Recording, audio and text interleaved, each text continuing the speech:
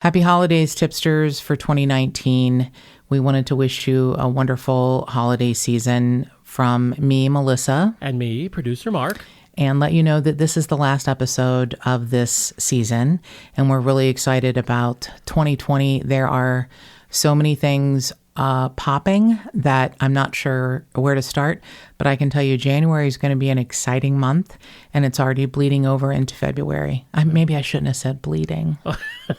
Maybe I should. Well, bleeding's, it is what it is. And it is what it is. We just want to thank all of you for listening. We can't believe we've got 116 episodes under our belt. We're just going to, as we told you last time, this is one we recorded a little earlier in the year because we're kind of taking the holidays off. But it's a new one. It's a Murdertizer. And it's the last one of the year. And gosh, thank you so much. We're looking forward to many more. There's no us without you, so thank you, Tip-Sters.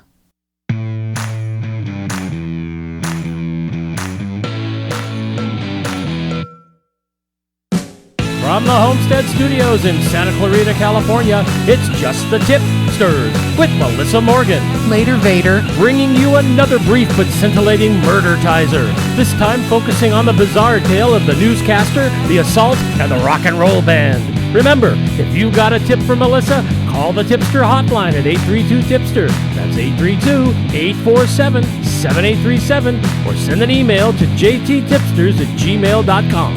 You just might hear your tip on the podcast. And now here's your host. She knows the frequency of times the ID channel plays shows with stupid titles that make her cringe. Melissa Morgan.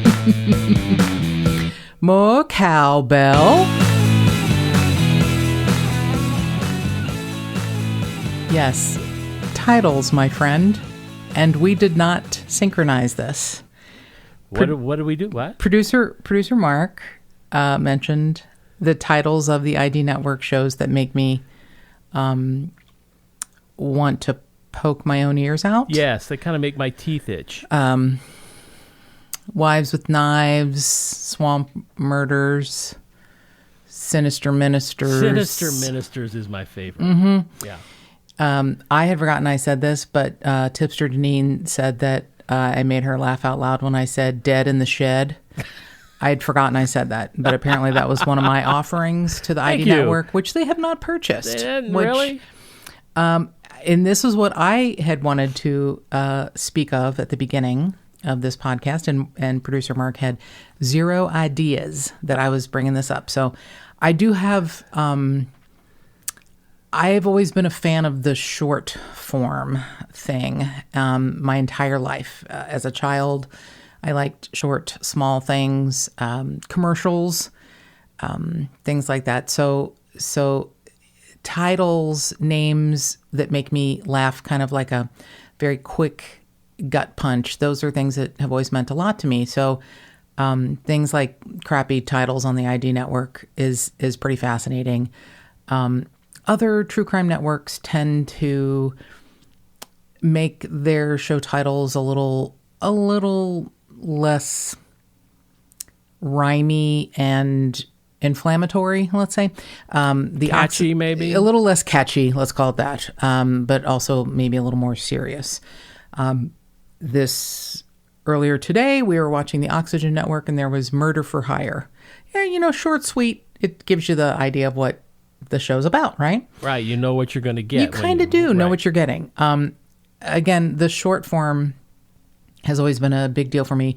I am a nail polish-aholic and very happy with the brand OPI, and they are known for their fun names. Like their most famous best-selling polish is a very pretty red with some sparkles on it called I'm Not Really a Waitress, which is a perfect title of a nail polish, especially for living in Los Angeles, where everyone's in the creative arts, but they're really a server at a restaurant. That's really a great name. It's really a great name, and I'd actually look them up because I had wanted to work there in the naming department. Like I have a pretty purple nail polish from OPI called "And Quoth the Raven, Give Me More," stuff like that. Nice. I have, yeah. I mean, they do like themed collections of polishes. There's a blue collection modeled after like Denmark or something. And it's like one of my favorite colors, like I have a date with a Danish sailor or something. I mean, it's the names of the polish are really interesting and bizarre, and I do love them very, very much. A lot of them have the word disco in it, which I like that too. But producer Mark and I were having a little bite to eat at lunch, and we typically turn the television on in the little breakfast nook area to watch TV while we're eating.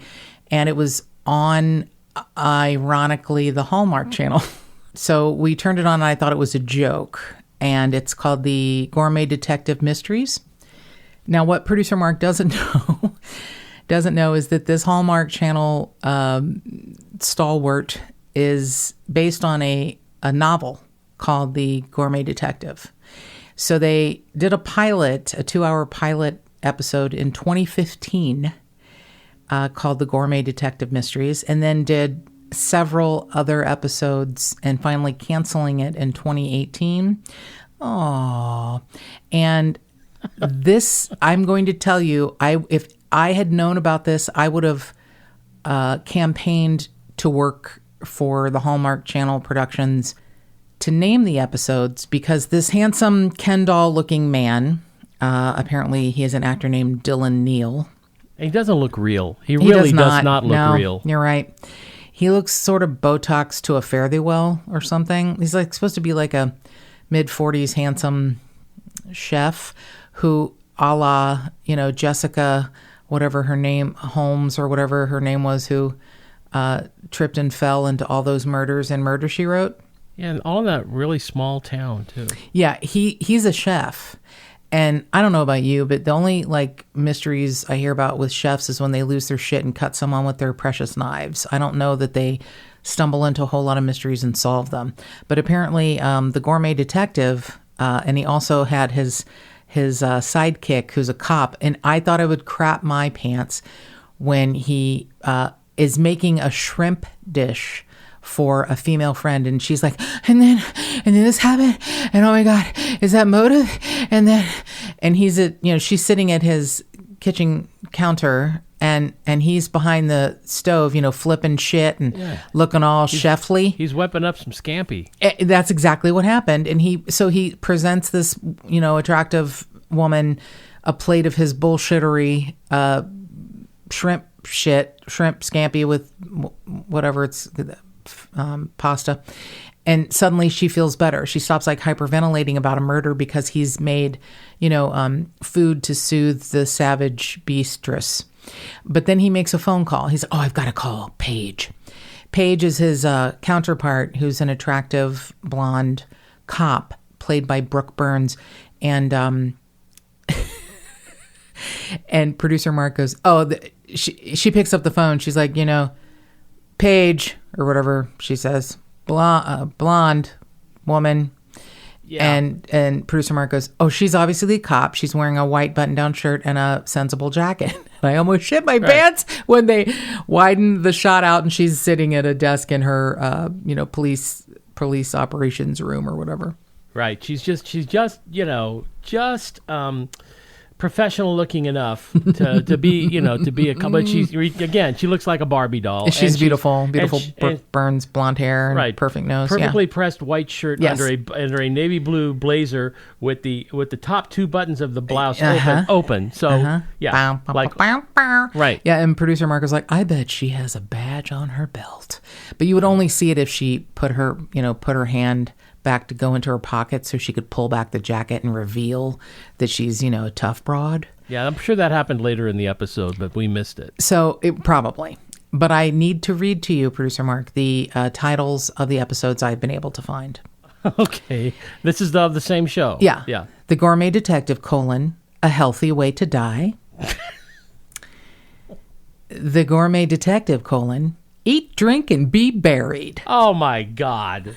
Oh, my God. But wait, I've saved the best for last. The Gourmet Detective, Death al dente. I almost crapped my pants every step of the way, looking up. Death that's just a little crunchy to the Just a little bit crunchy. You have to throw it against the wall and see if it sticks. That's how you know death is done. Yeah. If you can throw death against the wall and it sticks, it's like, this is al dente. Yeah. Death al dente. So I found one review of the Gourmet Detective Mysteries, and it's beautiful. And I'm a total sexist. I assumed it was written by a woman. No. It is written by a man named Jeff. And I want to read you his review, Jeff's review of the Gourmet Detective Mysteries. First of all, I like Dylan Neal in almost anything. Okay, Jeff, because I've never seen Dylan Neal before, except perhaps in a toy store as a model doll face. First of all, I like Dylan Neal in almost anything. He's a cool actor, and this is a perfect part for him. He says more with his looks than his words. Really, Jeff? Okay. But Brooke Burns is no match. She comes off snippy and bitchy, has a real attitude in these episodes. Put them together, and he comes off the winner in this mystery comedy. Everyone is under suspicion in this cooking killer show. It takes a while to figure out who is who and such. It can be confusing. And some shit. And maybe they're trying to make this happen in this film. But Neal makes the film work. He is subtle and charming in his approach to his character. Sort of a modern-day Thin Man type. But Burns is no Myrna Loy. I just feel she has an edge that doesn't mix with this type of film. She has one look. Disgust. With everyone else in the movie. And her mouth bothered me. It's strange looking, and she has a tight jaw. There's also an array of assorted... A tight jaw? A tight jaw. There's also an array of assorted character actors representing chefs and police that mingle in and out of the plot. But the two leads are the main focus, solving the crime, and Dylan Neal wins my focus and applause. Okay. I think... Jeff is gay. I think Jeff has a crush on I think Jeff has a crush on Dylan Neal. Yes. I think that's all. Mm-hmm. Star... He's a star fucker? He's starstruck. starstruck. He wants to be a star fucker, yeah. Well, he would want to be, but right. Yeah, I just thought it was, he has different, I read it just how he wrote it, so he has, periods in different weird parts of the sentences, but I love that it's so there's various assorted chefs and cops who mingle into the, because that's constantly, I know so many chefs and cops who are hey, want to get together and solve a murder? Right. Bring your knives. Chefs and cops and such. And some shit. So that was, oh my God. That was one of my favorite viewing parties is this afternoon when producer Mark and I were like, what the fuck is happening? Well, the other thing about watching anything on the Hallmark Channel, because this is the first thing I'd ever seen that wasn't a Christmas movie, was they're the exact, you can tell they're filming them in the exact same warehouse because... Somewhere, probably up here somewhere. That's right. They film in Vancouver, I think. You're right. No, you're right. It said this is a Canadian-American partnership, is what I read on the Hallmark That's Channel. right. They film them up in Vancouver in some big warehouse, and you can see stuff that's used in the Christmas shows. Yes. I was just looking. The scene we saw was at a big party that they were crashing. Right. Big fancy party. It was a book signing, and you could see the same swimming pool that was in the town or the big town celebration for Christmas in 5 of the Christmas movies. At least 5. They didn't even take away the icy snow surrounding it. You're right. It's there was hilarious. snow around the pool, or a pond or whatever lake or fountain, indoor bullshit thing. But I don't want any Dylan Neal fans to get upset. Because when he took to Facebook or Twitter or whatever his social meds are to announce that the Gourmet Detective Mysteries was ending, he announced the beginning of his new show, Truly Madly Sweetly. I'm going to guess it's about a pastry chef. Do you think? Who gets involved in murders. How many pastry chefs I don't and know. gourmet chefs inhabit the Hallmark The world. Hallmark, the halls of Hallmark. Because if you are a Hallmark Christmas movie aficionado, you will know. It's a woman that owns a flower shop or a woman that owns a bakery. A bakery, right. And then there's a big developer who comes in who's going to tear down town square, and then they have to fight it, and then she falls in love, or he falls in love with the developer. Yeah. And then... Yeah. And then they throw their bodies across earth movers so no one can tear down that tree that their bake shops. And they only kiss once at the very end. They never kiss. If then even. It's almost probably more like a peck on the cheek. But yeah. Truly, Madly, Sweetly, coming soon. Dylan Neal. Okay. I bet Jeff's happy.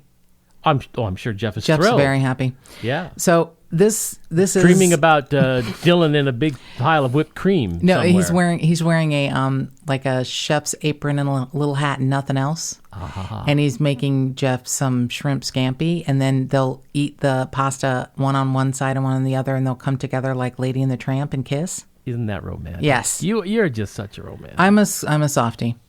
So this Murdertizer came about when a month or so ago I woke up with in my head the song What's the Frequency, Kenneth, going over and over again in my head. While researching this story, I came across an article in a local Cincinnati magazine. I think it's actually called maybe Cincinnati Magazine. And I thought, oh, well, there's a local connection. And I read the blurb, and it was hilarious. And Amy Tobin, who is, I guess, like a chef and a foodie, and at this point in her career works for a bourbon distillery, I think it is. Like in Cincinnati? Yeah, or in Northern Kentucky, I'm not really sure. And she had at the time an Acura that had, I guess it was in the mid 2000s maybe, and it was had GPS that was a pretty new thing then, I guess, and you could have, I guess, like a female voice or a male voice, and she had like the high end Acura, and she chose a male voice, and she said that they would get into arguments over which way she should go. And so she named the male GPS voice Kenneth and would constantly say, what's the frequency, Kenneth? Oh, I see. So when you would, Google what's the frequency, Kenneth, the article about Amy came up. It was just really a small blurb. It was about different people's experience with their cars. And she really loved that Acura, and she talked about her car. And her responses were hilarious. Her description of her car and the GPS was hilarious. So I emailed her. I don't know how I found her. I emailed her, and it was LinkedIn. It was LinkedIn, the horrible LinkedIn, and then got like a private email address from her, and we began messaging back and forth. And it turns out she is a radio host on Sunday mornings for you Cincinnati natives. Q102. I started to say K-Rock because I've lived here too long. Q102 in Cincinnati, big top 40. I don't even know if they say top 40 anymore. Big hits station. I don't even know what it's called anymore, but she has a Sunday morning show called, I think it's like Amy's Table. And we had this lovely conversation. She is also a true crime buff and grew up in Michigan. And of course, I mentioned to her Nina Instead's podcasts about missing children in Michigan. She actually knew Timmy King, one of the small boys that went missing and was found murdered a day or two later. And I mean, it's just interesting, the intersection, just trying to find information on this ridiculously odd but fascinating story of REM making a song out of something that Dan Rather told that very few people believed him because it was so weird. But he has had, a lot of bizarre things happen. He's an interesting fellow. He might have a satellite dish on his head that attracts weirdness. But Amy is a delightful human and has asked me that the next time I'm in Cincinnati to be a guest on her show. And I told her I don't like, cook and I don't drink bourbon, but I would love to be on her show, even if it's just to talk about dead people. Well, that's very cool. Yeah. So I'm Googling. I knew the background of the story of What's the Frequency, Kenneth. I never understood why REM turned it into a song, but I kind of get a little bit more now. But I also had no idea it had actually been solved, because I thought that it was like a weird random thing that happened to poor Dan Rather, and then it went away, except, like 14 years later or something, REM, releases a song and kind of brings the whole thing back. It's very fascinating. So Dan Rather, for you youngsters who listen to podcasts and don't know who he is, he was, an esteemed journalist and newsman he had a 61-year career, in CBS News. Yeah, which reading about it, afterward, it's very disturbing, the number of his colleagues who sort of beat on his head, like come down on him, and it's very interesting. Well, he was known as kind of an eccentric dude. Oh, yeah, I think that's really true. And I'm going to say the 80s were not pleasant to him. He had many incidences that happened to him in the 80s that were unexplainable and odd. And some of them grouped together in a short period of time. If I were him, I would have been very paranoid and would have gotten a lot of psychiatric help. Not that he was losing his marbles, but that so much that was happening to him was so weird. You think that What's the Frequency, Kenneth is the weirdest thing? No, my friends, no, it's more weird than that. But, Dan Rather was born in Texas, and he's still got some of those little, southern. He still maintains a home in Austin as well as in New York, but he has some of those Southernisms, which they now just refer to as Danisms, like this race is shakier than cafeteria Jello. That was one of my favorites. He had a lot of them. Yeah, this one, this thing is as tight as the rusted lug nuts on a 55 Ford. So Dan's known as, for his Danisms. But, he's born in Texas. He graduates from Sam Houston University. He has a daughter and a son. His daughter is an environmentalist, and his son is an assistant district attorney in Manhattan. So he's got these two kids. He's still married to his wife that he married in 1957, which is, 62 years they've been together. And he's an interesting fella. But let's start with the 1980s before we get to Kenneth. November of 1980, Dan Rather lands at Chicago's O'Hare, and he gets into a cab, and he asks the cab driver to take him to the home of the writer Studs Terkel. And he was going to interview him for 60 minutes.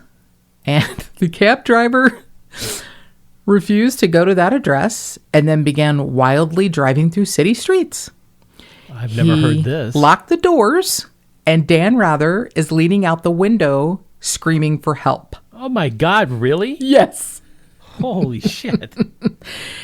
And besides the weird shit that happens to Dan Rather, he also has a habit of passing things off. I don't know if it's like this staunch Texas, hard shell where he doesn't want to admit that things are weird or bad. So he's like, it's just a minor thing that happened. But, so the guy was charged with disorderly conduct, and, the case came to trial, and he's like, I'm not gonna be there because I've got, pressing business and I have a schedule of reporting assignments. So they kind of drop it. It's just so bizarre to me that, a cab driver, I don't know if he recognized him or just was nuts. Yeah, that's really, yeah. Wow. So the event that I think is biggest, and he had some other weird shit too, like, walking out with leaving 100 affiliates with 6 minutes of dead air because he didn't want a tennis match to run overtime and take over the news. And then he walked off the set. Oh, I remember that. Yeah. Oh, I remember that. The 80s were not good. I'm telling you, he had 80s. Tough for him. So October 4th of 1986, he's walking on Park Avenue, close to his apartment in Manhattan. And he's attacked and punched from behind by a man who demanded to know, what's the frequency, Kenneth? Kenneth, what's the frequency? Over and over again. And a second assailant is chasing him and hitting him. So they're pummeling and kicking him. And they just keep saying the question over and over again. Kenneth, what's the frequency? Kenneth, and Dan Rather's like, I didn't know what it was then. I don't even think I know what it was now. I wish I knew, why. And this is what he said at the time. And I have no idea who would do this. It was bizarrely solved several years later. Now, this I didn't know. I didn't either. So they, a lot of people were like doubting it. Like, oh, this is really too weird. Yeah, I doubted it at first. Yeah, except that there were doormen and a building supervisor who saw it, and they kind of came to rescue him. And they're like, this is exactly what happened. These two guys were kicking and beating the shit out of Dan Rather and screaming, Kenneth, what's the frequency? What's the frequency, Kenneth? Over and over and over again. And the phrase obviously becomes kind of a pop culture thing. It was really big on the David Letterman show, where the name Kenneth was used to describe someone who's like stupid or slow. No, I didn't know like, that either. Stop being such a Kenneth. This is really awful. This is really awful what happens. So 13 years later, in 1997, a TV critic who's writing in the New York Daily News solves the mystery when he publishes a photo of an assailant named William Tager because he received a 12 to 25-year prison sentence for killing an NBC stagehand named Campbell Montgomery when he was outside the Today Show studio in 1994.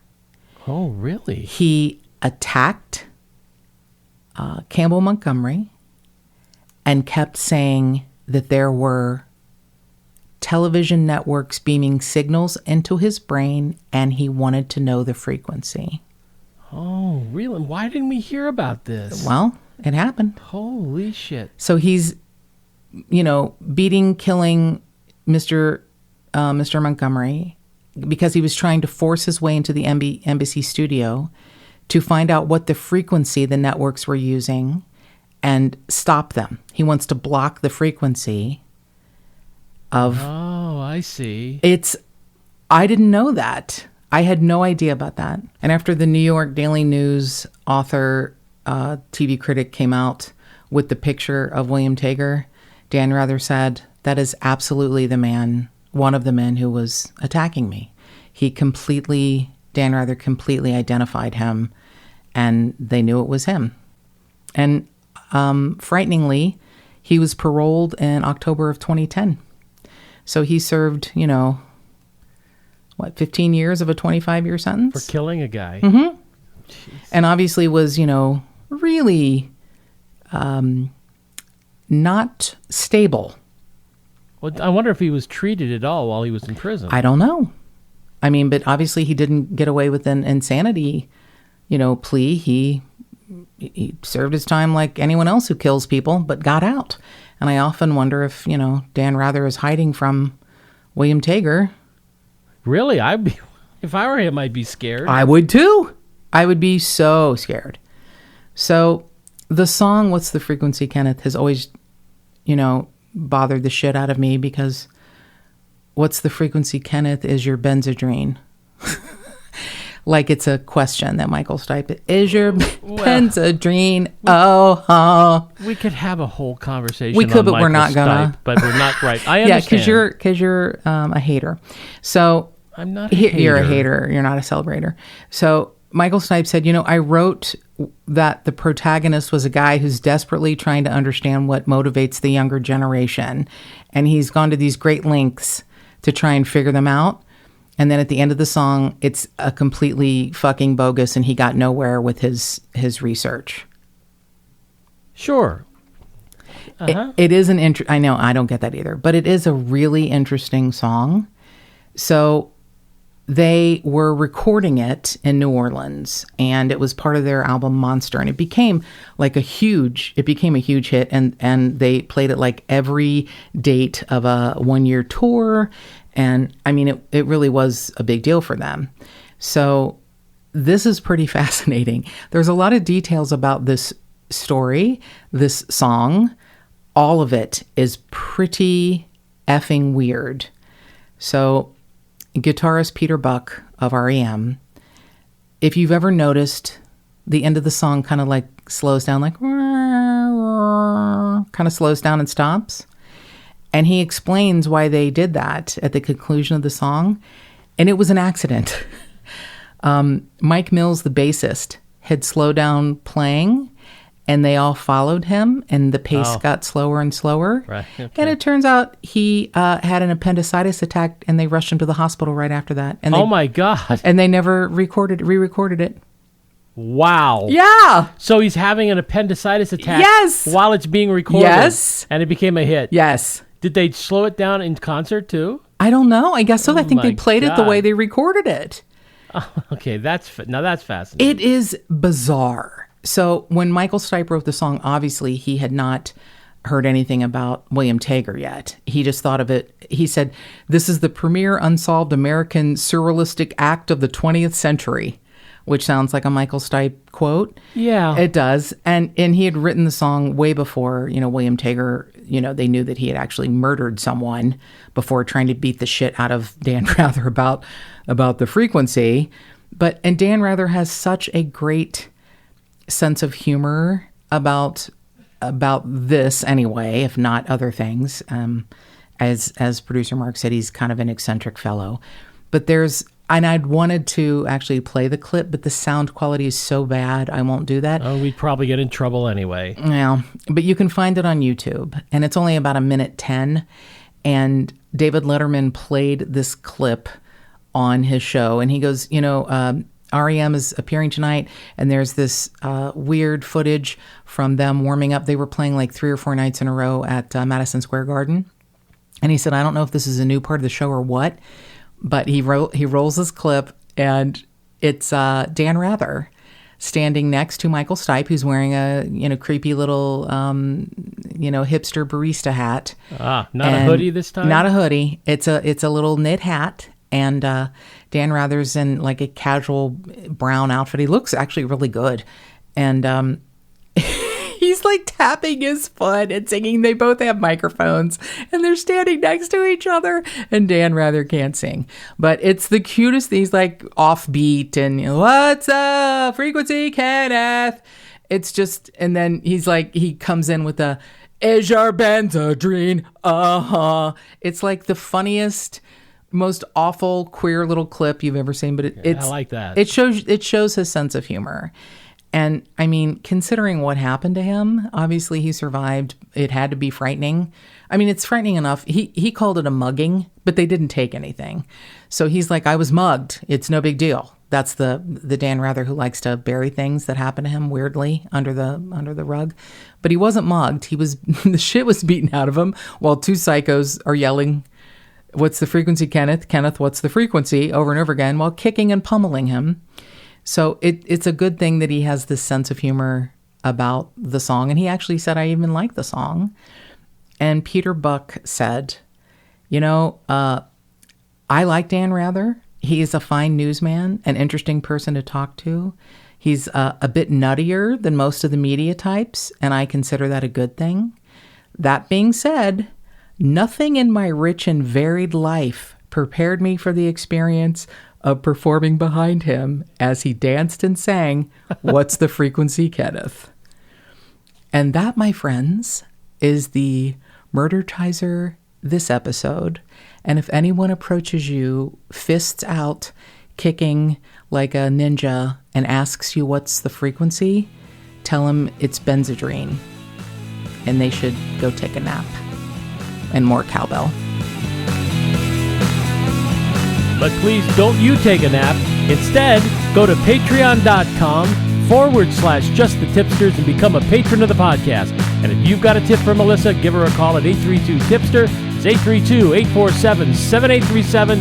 Or send an email to jttipsters@gmail.com.